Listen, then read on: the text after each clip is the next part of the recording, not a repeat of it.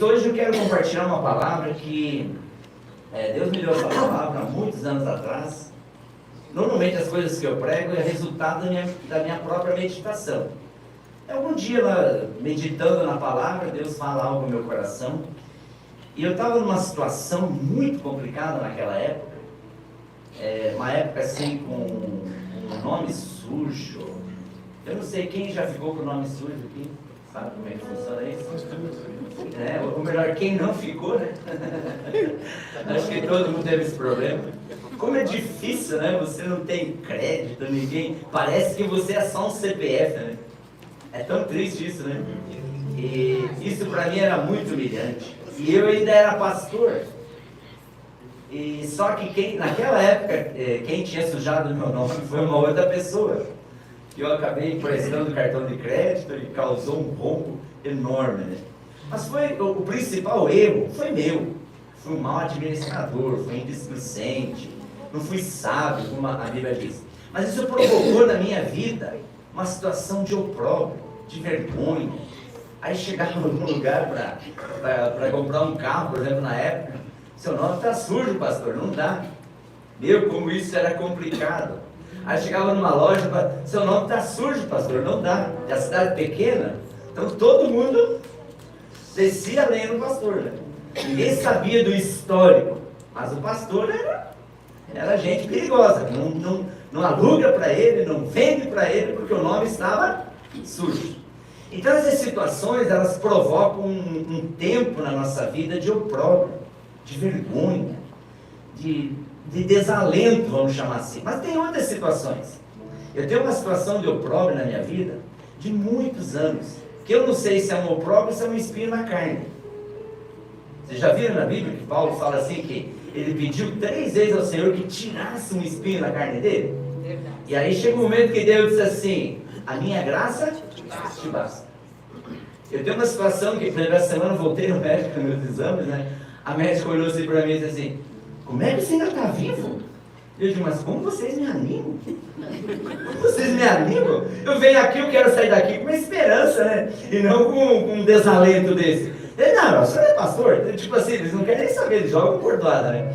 Aí eu disse assim, não, eu creio que eu estou vivo porque eu ainda estou cumprindo um propósito aqui na Terra. Porque na primeira vez ela falou assim, o senhor está que nem aqueles... dos africanos, lá como é? Os desnutridos da África. Eu digo, nossa, mas não me ajuda nada, né? E agora ela diz, como é que você ainda está vivo? Porque eu fiz os novos exames, tomei um monte de vitaminas e mesmo assim meu organismo não produz os hormônios que é para produzir. Mas eu estou vivo. Amém, glória a Deus. E muito feliz, viu, gente? Amém. E muito feliz.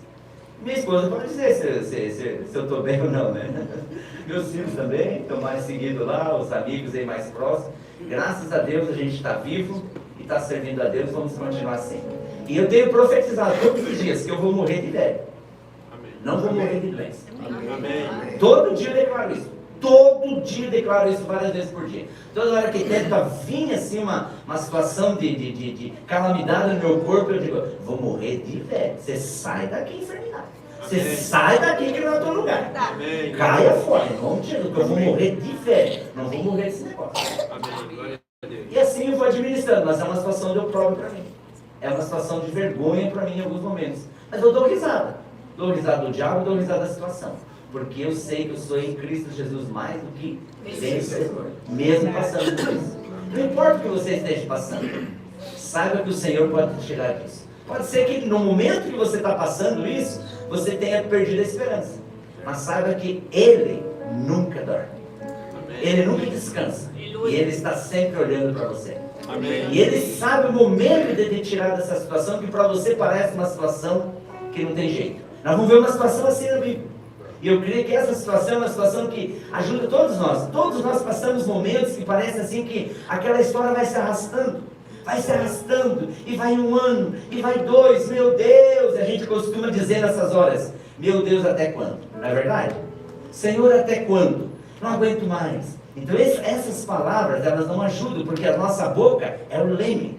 Domingo que vem, se Deus permitir, eu vou iniciar uma mensagem sobre isso. Mostrar para você o poder do leme, que é a nossa língua. Mas isso nós vamos falar domingo que vem. Hoje eu quero falar sobre o próprio. Vamos lá.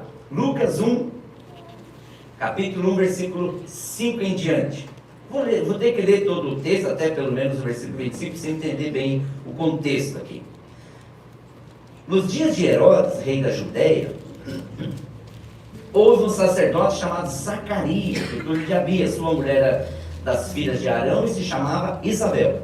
Ambos eram justos diante de Deus, vivendo irrepreensivelmente em todos os preceitos e mandamentos do Senhor. E não tinham filhos, porque Isabel era estéril, sendo eles avançados em dias. Então, além de estéril, ainda era avançado em dias. Era complicado.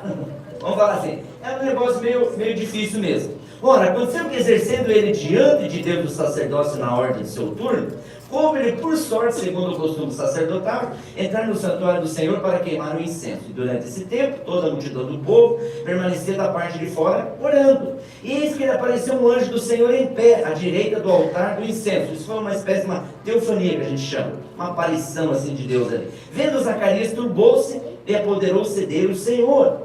Disse-lhe, porém, o anjo: Zacarias, não temas, porque a tua oração foi ouvida. E Isabel, tua mulher, dará à luz um filho, a quem darás o nome de João. Em ti haverá prazer e alegria, e muitos se regozijarão com o seu nascimento, pois ele será grande diante do Senhor. Ele não vai beber vinho, nem bebida forte, será cheio do Espírito Santo, já do ventre materno. Vai converter muito dos filhos de Israel ao Senhor seu Deus. Irá diante do Senhor no espírito e poder de Elias, para converter o coração dos pais aos filhos, e converter os desobedientes à prudência dos justos, e habilitar para o Senhor um povo preparado. Então perguntou Zacarias ao anjo: mas como que eu vou saber isso?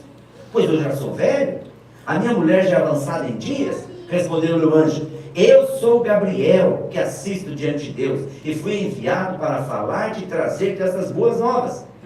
Aí olha só a situação de Zacarias: todavia ficará mudo, e não poderás falar até o dia em que essas coisas venham a realizar-se, porquanto não acreditaste nas minhas palavras, as quais a seu tempo se cumprirão. O povo estava esperando a Zacarias e admirava-se de que tanto se demorasse no santuário, mas saindo ele não lhes podia falar. Então entenderam que tiveram uma visão no santuário, e expressava-se por acenos e permanecia mudo.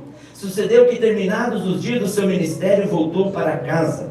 Passados esses dias, Isabel, sua mulher, concebeu, e ocultou-se por 5 meses, dizendo: assim me fez o Senhor, contemplando para anular o meu opróbrio perante os homens. Amados, é muito forte isso aqui, é muito forte. Quero ajudar você a entender algumas coisas assim que eu tenho certeza que todos nós passamos. Todos nós passamos situações de humilhação. Todos nós passamos situações de opróbrio. Talvez dá para a gente melhorar a pergunta aqui, né? Porque às vezes eu não estou numa situação de humilhação, mas o que te falta?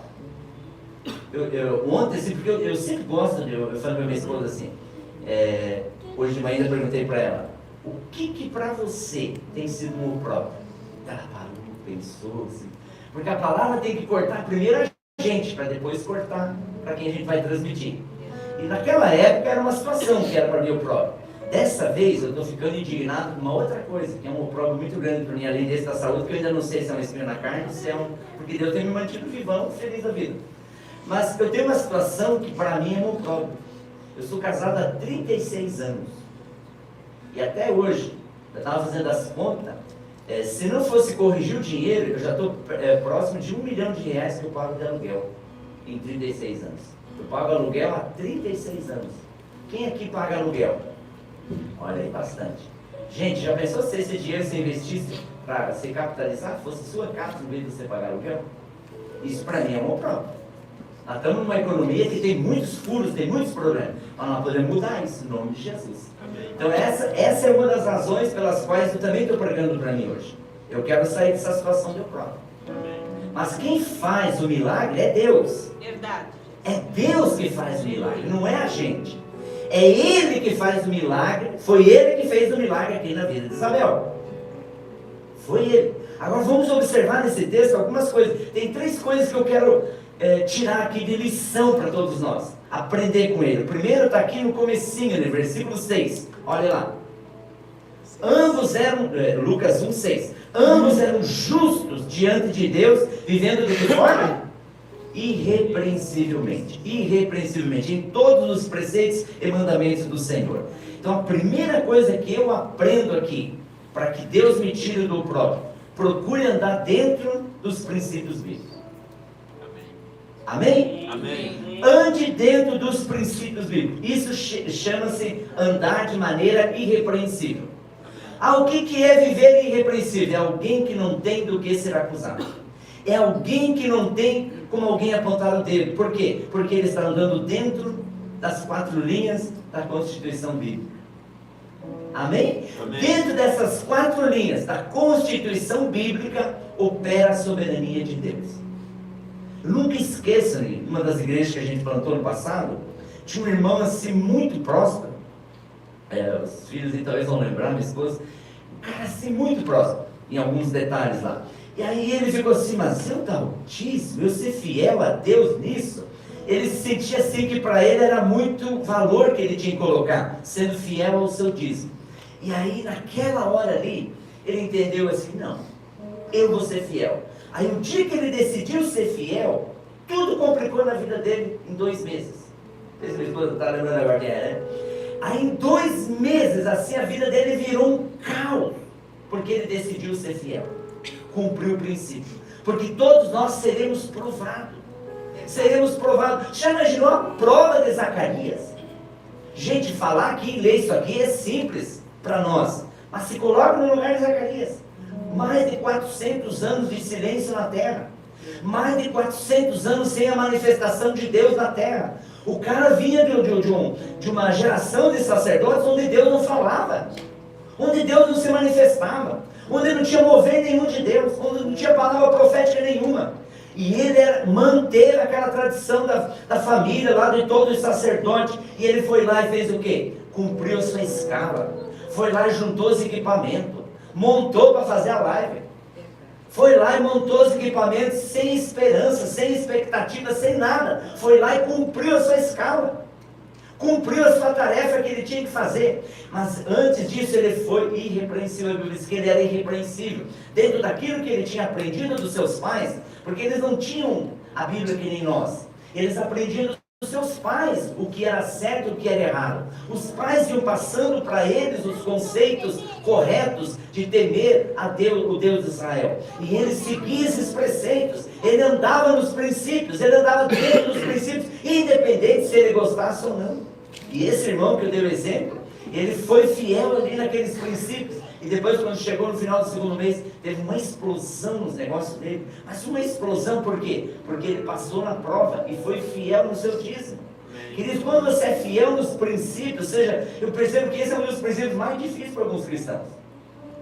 Como é difícil para alguns, isso para mim é uma coisa tão natural. Eu me sinto tão honrado em poder servir o Senhor, contribuindo para que o reino continue crescendo, para que o Evangelho continue crescendo, para que mais portas continuem se abrindo, para que o Evangelho continue espalhando na terra. Isso para mim é um privilégio participar desse projeto de Deus, porque é um projeto dele. Amém? Amém. Mas esse irmão passou por uma prova tão grande, e aí nesse período ele chegou um momento assim que um cara que nunca na vida dele tinha passado prova nisso há muitos anos, e ele, quando ele passa por essa prova, e ele experimenta isso, nunca mais, até hoje, esses tempos atrás eu tive lá em cima, ainda eu conversei com ele falando, pastor, como foi importante para mim aprender isso. Quando as pessoas olham para o povo judeu, e observam como o judeu é próspero, mesmo eles vivendo debaixo de algumas leis, como eles são próximos? Porque eles são fiéis a Deus naquilo que eles entenderam como princípio. Então, por exemplo, filhos, a Bíblia diz assim, honre seus pais, para que os teus dias se prolonguem na terra e você viva bem. Verdade. Isso é um princípio. Então, quando você vive o princípio, você ativa as promessas que estão por trás desse princípio. Compreende? Quando nós vivemos o princípio, nós ativamos a promessa que está por trás daquele princípio. Então quando você honra seus pais, mas o meu pai é mau, meu pai bateu, meu pai estuprou, meu pai fez isso. Você não precisa amar se aconteceu isso, a Bíblia não fala isso, fala para você honrar. Honrar é você respeitar, é você não falar mal, é você não denegrir, é você não ser uma pessoa que entorta a vida dela. Amém? Amém. É você acrescenta na vida dela. Então você não está quebrando um princípio. Então viver uma vida irrepreensível, andar dentro dos princípios. e andar dentro dos princípios. Tem um versículo em Provérbios 28, versículo 13 e 14, que diz assim: aquele que encobre as suas transgressões, os seus pecados, jamais prospera, mas aquele que confessa e abandona, confessar e abandonar, vai alcançar o favor de Deus. Amém. Queridos, e viver irrepreensível é não ter do que ser acusado, é viver uma vida transparente. Nós somos o que somos, não temos o que esconder nada, ser nós. Amém? Amém. Ser nós, diante da sociedade, diante da família, diante de Deus, diante de qualquer situação, ser você. Isso nos dá segurança. Então isso é viver irrepreensível. E Zacarias vivia assim. Zacarias vivia assim. Então vamos aprender com eles, até que venha o milagre e a gente saia do opróbrio. Não saia das 4 linhas dos princípios. Amém? Amém. E aí o Senhor vai ministrar para você a área que precisa. A segunda coisa que me chama a atenção aqui no versículo 8 e 9. Ora, aconteceu que, exercendo ele diante de Deus o sacerdócio na ordem do seu turno, coube-lhe por sorte, segundo o costume sacerdotal, entrar no santuário do Senhor para queimar o incenso. Em outras palavras, ele cumpriu a sua escala. Ele estava lá fazendo o seu trabalho. Hoje, nós todos somos sacerdotes. Está lá em 2 Coríntios 5,20 e 1 Pedro 2,9. Diz que nós somos reis e sacerdotes. Então eu e você hoje somos sacerdotes diante de Deus. Amém. Sacerdote não é um pastor. Pastor também é um sacerdote. Mas todos hoje somos sacerdotes. Amém. Todos ministramos diante de Deus. Compreende isso? Amém. Então quando a gente entende isso, quando a gente compreende isso, muitas outras coisas vai se facilitando. Então entenda isso, cumpra o teu trabalho diante de Deus. Na aula que eu ministrei essa semana, para quem está no 3º capítulo da maturidade no Espírito, na primeira aula do 3º capítulo, a gente explica ali sobre apresentar o nosso corpo, apresentar o corpo como sacrifício vivo e santo agradável a Deus, que é o nosso culto racional. É Romanos 12:1. Então quando você apresenta o teu culto ao Senhor, você está cumprindo a tua escala. Quando você chega diante de Deus com todo o teu corpo e apresenta ao Senhor, nessa hora Deus injeta a fé, fortalece a tua fé. Deus move o Espírito Santo, você é mais cheio nesse momento. O Espírito Santo vai te enchendo, por quê? Porque você está consagrando o Senhor. Isso é culto. Amém. O culto hoje, querido, é quando você leva o teu corpo, você vai inteiro e consagra o Senhor. Amém. Então não tem como cultuar o Senhor sozinho, só eu lá na minha casa, não tem como. Naquela hora você pode adorar a Deus, você deve buscar o Senhor, crescer, amém. Mas amém. O culto é quando você está junto e para ouvir, porque a fé vai vir pelo ouvir. Romanos 10:17 diz assim: a fé vem pelo ouvir, e ouvir da pregação da palavra de Cristo. Então quando você para, você sai. Ninguém sai de um culto desse igual. Você vai sair cheio. Amém. O Espírito Santo vai fazer algo diferente em você. Crê nisso. Pode crer nisso. Então por isso que nós precisamos cumprir os nossos compromissos. E assim como Deus cumpriu com todos esses personagens bíblicos que a gente fica citando aqui a cada domingo e vai pregando, Ele vai cumprir conosco também. Amém. Porque se Deus foi fiel com Davi, foi fiel com José, foi fiel com tanta gente na palavra, Ele vai ser fiel conosco. Amém. Mas e quanto a servir? Por exemplo, ele serviu ali como um sacerdote dentro daquelas escalas. Mas e nós? Você serve no teu trabalho. Gente, o teu trabalho é o teu culto. Amém. O teu trabalho é onde você adora a Deus.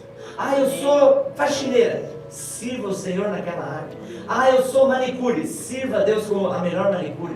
Eu sou colocador de piscina. Sirva a Deus colocando as melhores piscinas.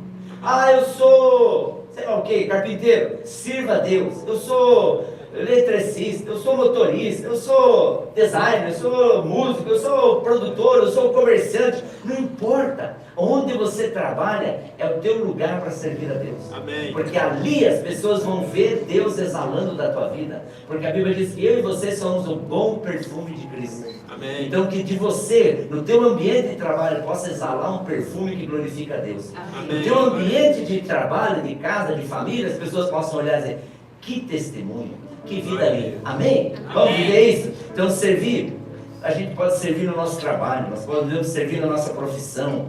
Então, para a gente servir nesses lugares, a única coisa que a gente precisa é cuidar com as distrações. Porque esses lugares, se a gente não cuidar, eu falei domingo passado sobre alguns embaraços, se a gente não cuidar, às vezes até o trabalho pode ser uma distração para nos tirar. Por isso, sirva a Deus ali. Coloque Deus em primeiro lugar no teu trabalho. Coloque Deus em primeiro lugar no teu casamento. Coloque Deus em primeiro lugar na tua viagem. Coloque Deus em primeiro lugar naquela atividade, naquele lazer. Aí as coisas começam a mudar. Amém. Quando Ele está sempre em primeiro lugar. E Deus não vai esquecer de ninguém. E o que me chama a atenção aqui, volta lá para o texto, que me chama demais, é que dentro da rotina dele, ele estava na rotina dele. Parece uma rotina. E rotina cansa de vez em quando, não cansa? Trabalhar com pessoas, por exemplo, muitas vezes cansa. Trabalhar, por exemplo, quando você tem um comércio que envolve muito, a gente brinca, né? Tem cliente caroço, né? A gente brinca no comércio. Tem cliente que é tão legal de trabalhar, mas tem cliente que não é fácil. Aí às vezes aquele dia foi pesado porque você atendeu pessoas mais difíceis.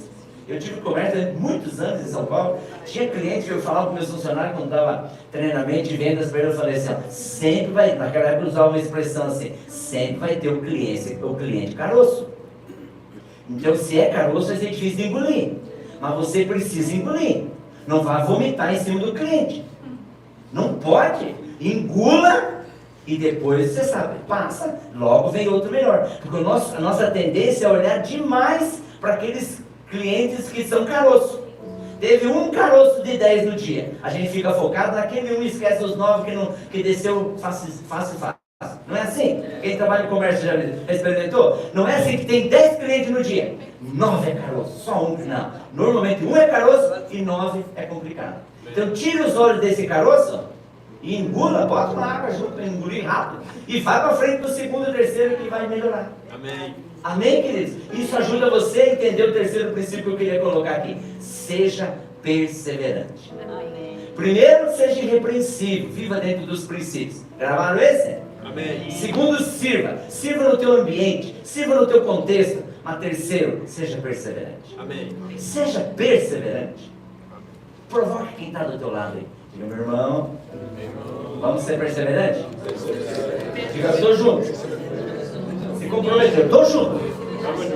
Eu sei que às vezes a gente não gosta muito de falar para o lado, para alguém, que a gente nem conhece quem está do nosso lado. Mas é a oportunidade de se conhecer. Diga, ó, prazer, eu sou o Pedro, o João, o Paulo, a Maria. E assim você vai se relacionando dentro do grupo de Cristo. Então o terceiro é esse, é nós sermos perseverantes. Por quê? Porque dentro da tua perseverança, naquela rotina, Deus intervém. Verdade. Foi naquele momento de rotina que ele estava, que Deus aparece. Imagina o cara lá naquele dia, mais um dia daqueles, né? Fazendo o trabalho, pega o incenso, naquela época eles pegavam o incensário, ficavam lá com aquelas fumaças, aquele cheiro, todo aquele aparato, veste aquelas vestimentas, um monte de vestimenta, se prepara, todo aquele, e o povo ficava lá fora. Porque se também tivesse algum problema, o sacerdote já estava frito naquele lugar. Aí ele entrava, e aí todo mundo começou a esperar. Nossa, Zacarias não sai, o que aconteceu? E Zacarias chega lá naquele dia, que pensando que seria um dia normal, um dia de rotina, um dia talvez chuvoso, um dia talvez assim chato, um dia talvez de calor, um dia talvez do mesmo jeito, que não, parece que não ia mudar nada. Aí ele entra lá naquele ambiente, o que acontece? Aparece um anjo do Senhor. E ele faz algo que eu acho que a maioria de nós teria feito. Eu não vou condenar Zacarias, não. Eu não vou condenar Zacarias. Mas o anjo vem e deixa Zacarias mudo. Porque o anjo era meio sarcástico, meio bravo. Para Zacarias não estragar a bênção. Porque tem hora, queridos, que é melhor você ficar quieto do que você abrir a boca e estragar a bênção. Porque a tua boca, a tua língua é um leme. A tua boca é um leme, a gente fala coisa que, meu Jesus, só ele lá, como diz a galera aí, né? Só Jesus na causa. Não é verdade? Então Zacarias, ó, o anjo vem, ó, coloca um esparadrapo na boca dele. Você vai ficar mudo até... Por quê? Para ele não estragar. Porque ele já duvidou até do anjo. Imagina se ele não ia duvidar da mulher. Ele olhava para a mulher, ainda mais naquela época que não tinha os azulzinhos. O cara, coitado velhinho, se imagina a crise dele, gente. Em casa vocês explicam o que é os azulzinhos para você. Aí imagine só a cena. E os que estão ouvindo a live aí também podem ver que não tem nada a ver. Nós estamos felizes, estamos alegres. Amém? Amém. Glória a Deus. Você estava muito sério, eu precisava ajudar vocês a soltar um sorriso aí. E aí, o que acontece com ele ali, querido? Deus vem e tira eles do opróbrio. Olha o versículo 25. Assim me fez o Senhor, contemplando-me para anular o meu opróbrio perante os homens. O problema, querido, que era opróbrio, virou solução. Olha lá no versículo 36 e 37. E Isabel, tem toda a história que aconteceu ali, vê Maria, se junta as duas. E Isabel, tua parente, igualmente concebeu um filho na sua velhice, sendo este já o 6º mês para aquela que diziam ser estéril. Porque para Deus não haverá impossíveis em todas as suas promessas. Vamos falar junto? Porque para Deus não haverá impossíveis em todas as suas promessas. Isso é um treino. Vamos falar junto com gosto, né? Vamos lá. Porque para Deus não haverá impossíveis em todas as suas promessas. Aleluia. Glória a Deus. Glória a Deus, querido. Não tem, para Deus não tem nada impossível. Aquilo que era um problema na vida de Zacarias e Isabel virou solução. Vocês sabem quem era o filho que ela carregou na barriga? João Batista. Aquele que preparou a vinda do Salvador. Já imaginou? Aquilo que era um grande problema, uma situação de opróbrio, virou uma situação de honra. Aquilo que era uma vergonha se transformou numa situação de honra. Então, se você hoje está numa situação que para você é de opróbrio, é de humilhação, amanhã vai servir de testemunho. Amém. Amanhã vai servir de remédio, vai servir de testemunho para que você escale aquilo que você é, aquilo que você faz. A situação que hoje para você parece que não tem jeito, que parece que está se arrastando, amanhã isso pode impulsionar e inspirar multidões e quem sabe até milhares. Amém. Você crê nisso? Amém. Olha só, faz 2000 anos essa história. Hoje nós estamos contando a história de Zacarias e Isabel. Faz 2000 anos e eles puderam ir para a eternidade sabendo, nós preparamos o terreno para o Salvador. Amém.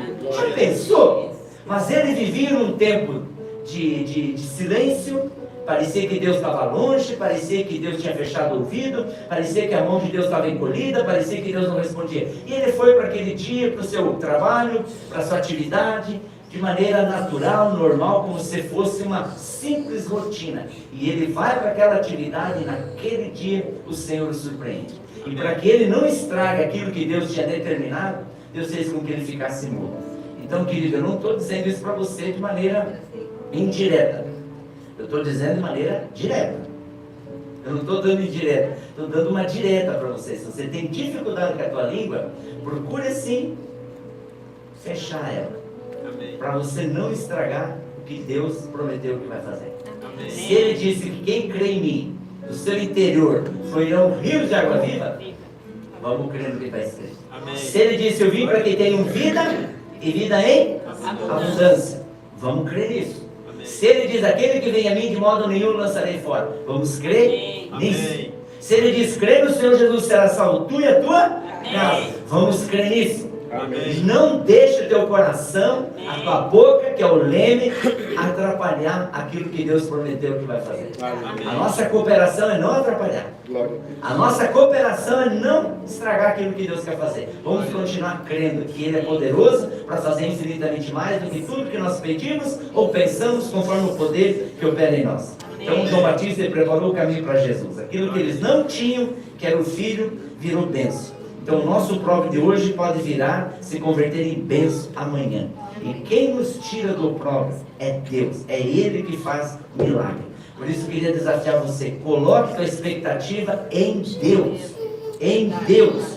Ele continua trabalhando nos bastidores. Ele continua trabalhando. Em algum momento Ele vai intervir. Ele é o Deus do impossível. Queria orar com você nessa hora. Fique em pé em nome de Jesus. E você que vai ver essa live depois, entre nessa oração junto conosco. Porque Deus é o Deus do impossível. Amém. Eu fui buscar o significado do nome Zacarias. Eu queria terminar contando isso. O significado do nome de Zacarias, grava aí, significa Deus se lembra.